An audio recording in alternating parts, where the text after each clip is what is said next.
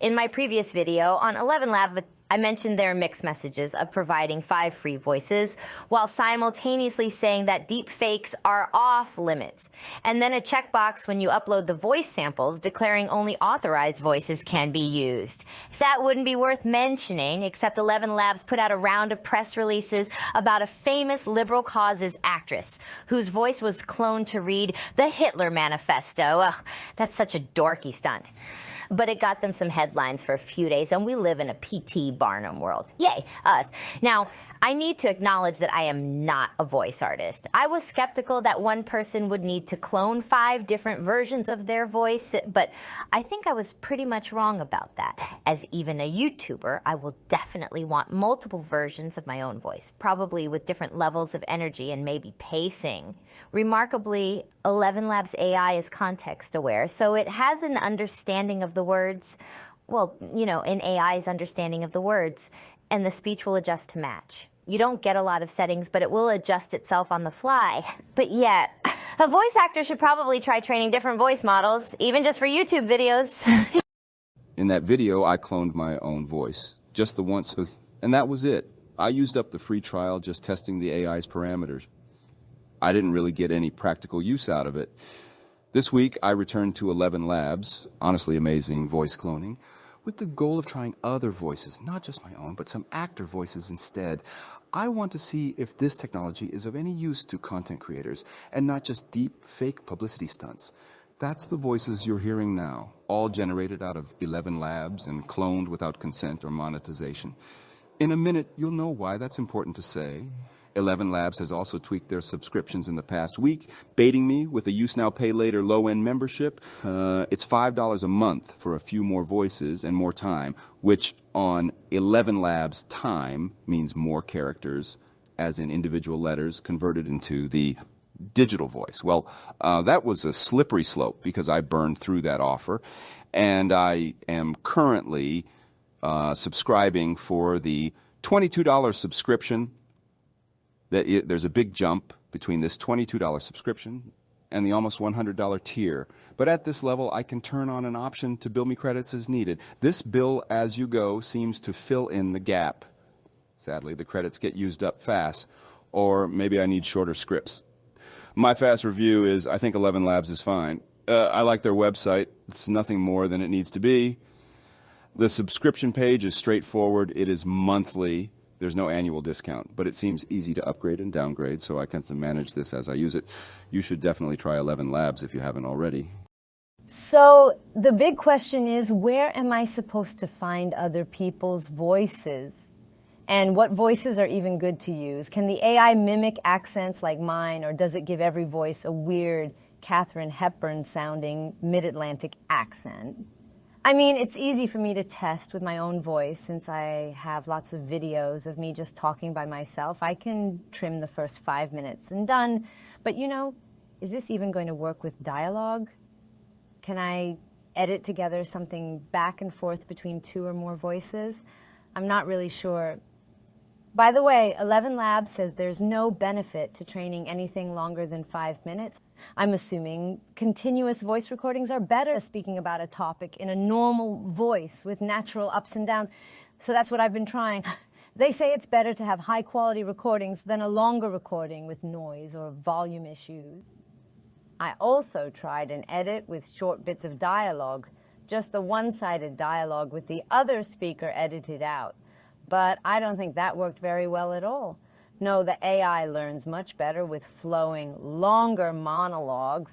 I can't tell you how it's actually working, but it does mimic the basic speech patterns and rhythm, including the halts and hesitant restarts. It's so cool. So anyway, I thought about where to find long monologues like that, and it wasn't long before I realized that YouTube is full of nothing but people narrating their long essay videos. Hundreds of thousands of people from all over the world speaking clearly for long stretches into a really good microphone and with no background noise or music. Again, if you're on YouTube, you should try this because I think you will feel like ElevenLabs is a strong option for when you just can't record your own voice. I was able to clone a couple of other YouTubers' voices with very little effort, and the quality of their voices was very clear, too clear, that I think The clones are way too recognizable to ever use, even for testing. I think it's a perfect storm of the AI being very good at reading long-form text. And that's exactly what most YouTube videos are, just someone reading long-form text. So there isn't a lot of difference between the original source and the AI's results. Not to mention that it feels very unethical, of course. Those people did not consent. And a lot of them are making a living off their voice and personality using copyright, which I don't think is necessarily a good defense against AI training. But copyright isn't the issue here. I think the real legal issue is personal brands being cloned for use. Let's say even harmless experiments on YouTube, but the sources are also videos on YouTube. Cloning voices from YouTube for use on YouTube is not a very good idea. Don't shit where you eat, as my grandmother used to say. Forget about unethical. It's probably illegal or soon will be. There's a new law in my state, the great state of New York in the US of A. But there is a law in California, too, which I didn't read because I don't live there and I don't care about them. You can read it yourself, maybe, since you apparently have all day to be watching YouTube videos. But I'm here to tell you about this new law in my state. It's a law to punish deep fakes, and it covers specific, very specific uses of other people's likenesses that includes their voice. And it doesn't matter not one little bit whether that voice is cloned or otherwise digitally generated. That specific wording is written into the law. Generated. As I said, it's new. Signed just last year. A lot of people like to pretend the government is out of touch. But if you didn't know about this law, then it's you who's out of touch, my friend. One very specific use that violates this law is all those naked celebrity AI fan pictures you've generated and tucked away in that special folder that only you, me, and a Russian hacker with access to your files and laptop camera know about. I mention it because you got his email, maybe. Don't pay him. He'll just spend it on liquor and prostitutes. But under this new deepfakes law, you can be liable for punitive damages for the fake celebrity smut on your hard drive. Punitive damages means someone can say they're suing you for spite money just to teach you a lesson.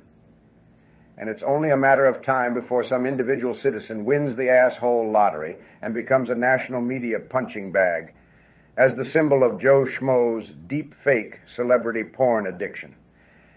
Taylor Swift will literally sue anyone. You know it. It does not make a difference that they are AI generated. You don't need to be making money selling for you to get sued. It's illegal to create an online repository of deep fake porn. And if it's online, it can and will eventually leak. Any nudity on a deep fake is enough to trigger this law. Sexual situations and obscenity and nudity are specifically mentioned. Do not keep this shit on your hard drive. Voices are also protected from deep fakes.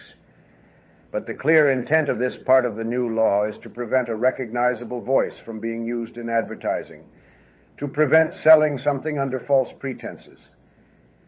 There are exceptions for parody and probably fair use. But the law has another bullet in its chambers aimed at compensating performers, specifically performers who can claim punitive damages and get their usual performance fee. If you can't afford Morgan Freeman's day rate, don't use his cloned voice in your commercial project. The law states that a person's image and voice are property that can be passed down through inheritance to children and widowed spouses. I don't see how that works in perpetuity, forever. And it is legal to publish fiction about a dead person. To my knowledge, this law is too new. It has not yet been applied in the courts. Obviously, I'm not a lawyer, certainly not your lawyer, not with what I've seen on your hard drive. Perry Mason couldn't get you off, so I advise you not to get too comfortable. I've got 3 ex-wives I wouldn't throw in a pit of rattlesnakes for fear of what would happen to the snakes. If any of them had access to my computer, I'd be a dead man walking. Oh, cut the crap. Yes, there is a new law. Well, not that new. It was signed in 2020, becoming active half a year later. So it's up and running now. No one has been branded with a scarlet letter for their little risque postcards. The law has more to do with commerce than vice. It isn't controversial at all. It merely establishes a person's right of publicity. And only if the person opts into a registry, this isn't something average people will do or need to do or even want to do. This is for people, performers, actors, musicians mostly, whose living is made on their likeness, their face or voice. Knowing where we are in voice cloning and the ability for an AI to create a believable singing voice, we are a few years away at most from a major music industry hoax, some uncovered lost album. This will happen. We're not there yet, but in 5 years easily, in 10 years certainly. Now, what Mr. Belly Laughs didn't tell you is this law, this right to publicity. It doesn't last forever. It's 40 years after death. If they designated an heir with the registry. So imagine, 40 years ago was 1983, not so long ago that we don't hear that music on the radio and TV commercials every day. And undeniably still a strong 80s influence on music. Now imagine some pop star from that era, an easy one, Madonna. If a lost Madonna album from 1983 surfaced, that was her breakout year. Of course, fans would buy it. Her fans are still her fans. And frankly, her music is not very complicated.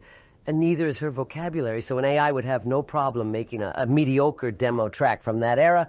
Madonna is still alive, but what if it was Ian Curtis or anyone who burned out early? What if there was another Good Flock of Seagulls album? Or Gary Newman, he literally peaked in 1983, or Kurt Cobain, if you must, although not as easy to clone, I suspect. I really don't need to explain that fandom will be the willing receivers in counterfeit music. You think it's dystopian now? 100,000 new songs released every day online by nobodies desperate to be famous. Of course, they will counterfeit an old pop star.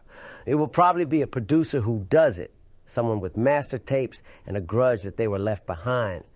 But AI will help him do it. Look, I don't want to hoax anybody. I just want to find some clean voices to use. I would make them myself, but I only have one voice of my own. And I did that already. Yes, someday I would like to hire actors who can do clever things with their voices, but the future is also probably generative. And we don't really know how media will look in 10 years. You know, sound hit Hollywood, and in just 1 year, silent movies were gone. AI generation will look a lot better in 5 to 10 years, no doubt. So I think there's value in seeing the technology for what it is today. What's possible right now is voices are something new. I'm not even sure what I'm supposed to be listening for. You know, I learned by doing all this procedural and AI stuff. You just have to try it 1,000,000 times and see what comes out.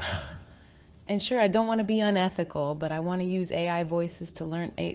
I want to use them in test animations. And I am not monetizing this YouTube channel. So what's the legal situation? What's in this law? Is there anything that's going to help me?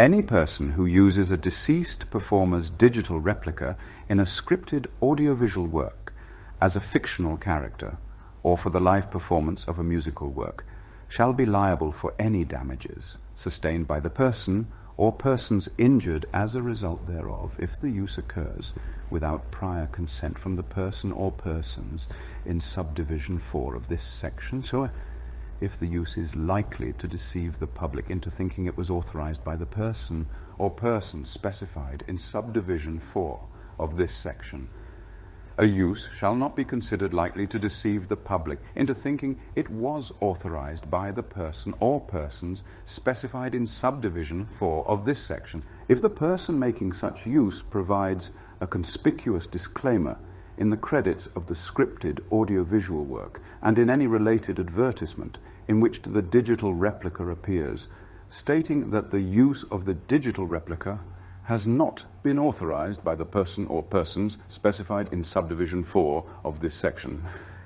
Okay, so I read it. I mean, there's a clause that specifically says I can use generated deceased actors without consent as long as it's clearly labeled. Did I read that right? Let's clear this up. What exactly is a deep fake, once and for all? I'll ask you 3 questions. Number 1, are you making pornography? If not, then this isn't about you. Darling, have a seat and be quiet. Now, I'm not against a valid expression of sexuality, But it all comes down to consent. If you show your own tits, well, that's liberation. That's sexual freedom. It doesn't even need to be sexual. No one should be arrested for having a body. Nudity is our natural state, but of course standards of modesty exist and vary around the world. What's taboo in Kalamazoo is not for you, Mr. Magoo. But if you show someone else's tits, well, that's not sexuality, that's exploitation. Showing your own tits is liberated. Showing someone else's tits makes you a creep. It's that simple. Number 2, is this an advertisement? What are you selling? Again, this goes to exploitation. No one is honestly worried about your little YouTube parody videos. But have you any doubt that if Disney had a full digitization of young Carrie Fisher, they wouldn't be cranking out terrible Princess Leia prequels? Of course they would. It's not even science fiction. They already did it. But they had to pay to license her likeness. It wasn't George Lucas that made Princess Leia. It was Carrie Fisher. Anyone can wear a Batman cape, but there's only one Carrie Fisher. Very soon, movies won't even be made with actors in studios. Productions will be completely digitized and generated. Performers will license their replica for a specific amount of time. The right to publicity laws are just the beginning of a reality that is already here. So very simple. What are you selling? Is this a commercial project or not? Final question. Who are you trying to fool? For something to be a fake suggests there is a real version that you have counterfeited. Are you trying to fool someone else into believing the performance is real? Again, this is about consent. You are misrepresenting that performer. That little wizard girl never read Mein Kampf. I doubt she even speaks German. Nevertheless, there is no real threat that anyone would mistake that stunt for a real thing that happened. It's idiotic, but protected by the First Amendment. It's free speech. The real issue with a deepfake is that it is malicious. It's intended to deceive or discredit, such as with a political election. If you have no benefit from deception, if you're not trying to convince people the replica is legitimate, then it isn't technically a fake. It's free speech. But you are required to say they are replicas prominently in the credits, according to the New York law. This is to ensure your intent not to deceive. You protect yourself legally by saying they are replicas. So, for little content creators like you who are playing around with AI tools with no commercial or deepfake agenda, just stay respectful. And don't make pornography. Okay, I'm deleting all the shirtless Elliot Stabler generations. God, you make me feel so guilty. I'm sorry. Jeez. Well, while I'm here, I might as well tell you the voices that I cloned for this video all came from actor press junkets I found on YouTube, especially this rabbit hole channel called the Bobby Wingate Archive. She's a cute little lady from Dallas, Texas, who's been on television for over 70 years. Yes, she was on this one TV network 70 years ago, and she's still there today. So a few years ago, I guess, someone at the TV station started uploading all these raw interview segments. And oh my God, it is a treasure trove of hammy actors talking about themselves while this tiny Texas lady humors them and prompts them for deep sound bites. It sucked me in all weekend. I don't want to encourage deep fakes because there's a ton of recognizable, very memeable voices there. But I love hammy actors, and the AI does hilarious things with them, especially on low stability settings. I don't feel too guilty. Well, maybe a little guilty. Some of the actors I recorded are still alive, but I'm not replicating them for fakes, so I won't even say whose voices they were trained from. I really just want to try different types of voices. It's fun. It's not perfect, though. And yeah, it does give everyone a Katharine Hepburn accent sometimes. I'm still waiting for ElevenLabs to release their voice design feature. They said February. And February is over in a minute. I'm going to run out of characters before that.